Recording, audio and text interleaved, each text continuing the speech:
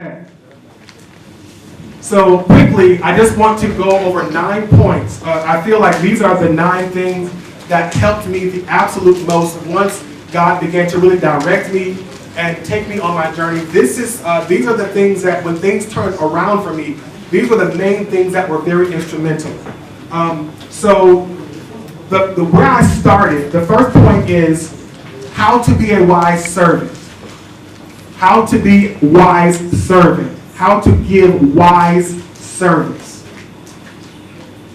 Where I was when I started, I was saying, God, I understand there's some things about me I need to fix. Okay? So there's some things about myself I need to fix. And then I said, well, God, it seems like, this person was born into this industry. This person was born into this industry. This whole family, their whole family does this job. And over here, it's just me. I'm over here by myself trying to make it, and I'm not getting anywhere. And I said, well, maybe I'm just supposed to be the person that helps everybody else to get to their success. This is what I felt like. I said, God, if that's my lot in life, I'm okay with it. I just said, if that's my lot in life, I'm okay with it. And so I thought this, and I carried this attitude until I was reading in the scriptures one day, Proverbs 17 and verse number 2. This point changed my whole mindset. Proverbs 17 verse 2. This verse says, a wise servant shall have rule over a son that causes shame.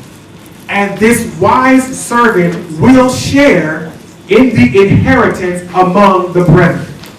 Okay? Say it again. Okay. Proverbs 17 and verse 2. This scripture says, a wise servant shall have rule over a son that causes shame, and he shall share in the inheritance among the brethren. And he shall share in the inheritance of the brethren. So what did this mean for me at the time? At the time, it felt like I'm just here to help everybody else because they were all born into this.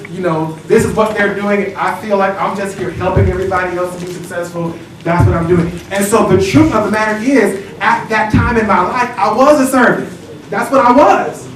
I was a servant to everybody else that was already, they had gone on ahead of me. They're running their own businesses. They're competing. They're doing what they're doing. And I'm just, in the capacity that I was at the moment, I was truly just a servant.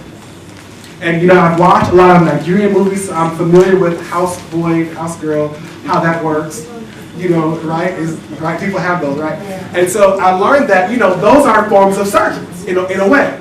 And so what I learned was, servants don't get to pick and choose who they serve, right?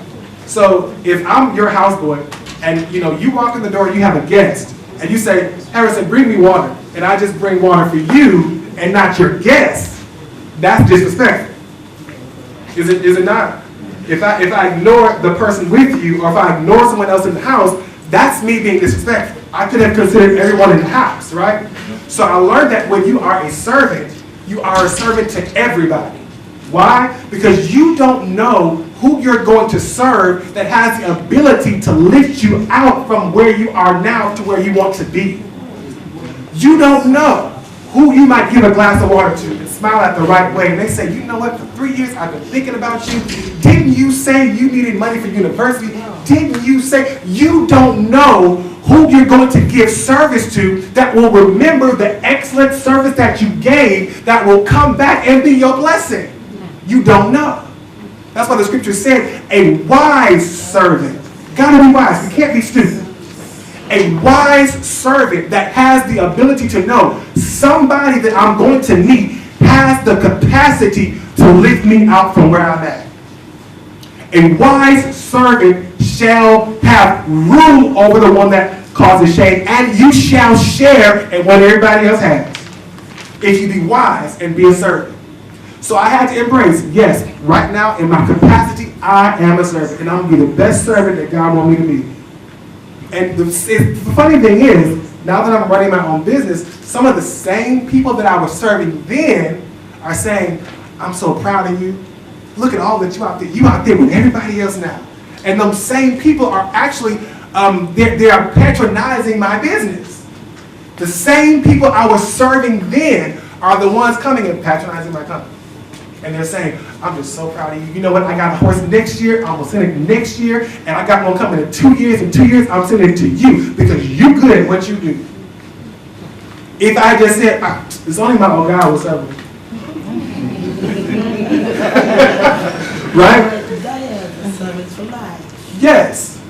If I was picking and choosing who I was going to give excellent service to, I would miss a lot of opportunities. You know, my God, you don't wear my checkbook. I've been coming to Nigeria, so I picked up on some things. So do you understand? So when God gave me that scripture and I understood how powerful my position was, I said, I'm going to work this servanthood. I'm going to work this thing until it takes me where I want it to go. Right? So bring it back to whatever, maybe you're working. I don't know what some of you all do. Maybe some of you all are fashion designers. Maybe some of you all are video technicians, and maybe you're working under somebody. You don't know who you're going to encounter when you're working for people. You might be a fashion designer. And you say, you know what? I'm not really where I want to be yet, but I have a vision and I have a goal. Maybe you want your fashion line to be featured at Lagos Fashion Week. Or maybe Paris. Why can't it be at Paris Fashion Week? Why not? If that's your goal, why not? You don't know if you give excellent service. You might say, you know what? This lady came in, she got a wedding she's going to in Lekki or, Banana Island or something like that. And they just know that you can fix the dress just right. But she only has this much money, right? But because of where she's going, there's going to be some very affluent people there. I have to dress this woman right. Because if I dress her right, somebody's going to say, who designed your dress? Right? So what you do is say, look, I know you only got so much money, but I'm going to add something to it. I'm going to make it look just right. So when people see you, they have to ask, who designed your dress? Being an excellent soul. Not she happy because she got a great dress. You happy because people can see your product. And I say, give me her name. You may not hear nothing for 2, 3, 4, 5. You don't know. But they're going to keep your number in their phone. And when they have a high-class function to go to, they're going to say, who was that woman that made your dress? Have her make me one. And then there it snowballs, there it grows, continues. Being an excellent servant. You don't know who you're going to serve that knows someone that has the capacity to lift you out, take you to your next level. You don't really know. That's the first point. So be a wise servant. Being a servant is nothing to be ashamed of. Be a wise. Even matter of fact, Jesus Christ said, the greatest among you shall be a servant. That's what Jesus said.